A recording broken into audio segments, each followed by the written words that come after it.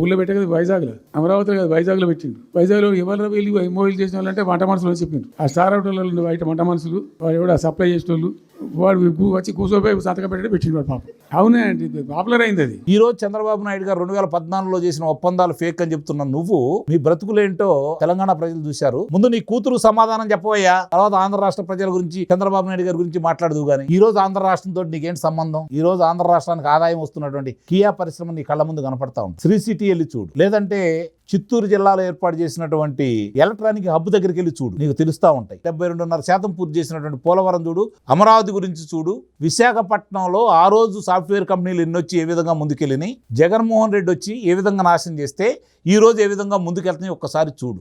జగన్మోహన్ రెడ్డి తోటి నువ్వేమాత్రం తీసిపోవని చెప్పని పచ్చబద్దాలు నువ్వు కూడా చెప్పగలవని చెప్పని ఈరోజు నువ్వే నిరూపించుకున్నావు. చంద్రబాబు నాయుడు గారి మీద ఒకప్పుడు 2018లో ఆయన ఒక బూచిగా చూపించి నువ్వు ఎన్నికల్లో లబ్ధి పొందావు. కానీ ఈరోజు చంద్రబాబు నాయుడు గారిని ఒక్కొక్క మాట అంటే, ఒక రోజు నువ్వు ప్రెస్ మీట్ పెడితే 1,00,000 ఓట్లు పోతాయి. గుర్తుపెట్టుకో, జగన్మోహన్ రెడ్డి జరిగిన చేస్తే నీకు జరిగింది ఇక్కడ.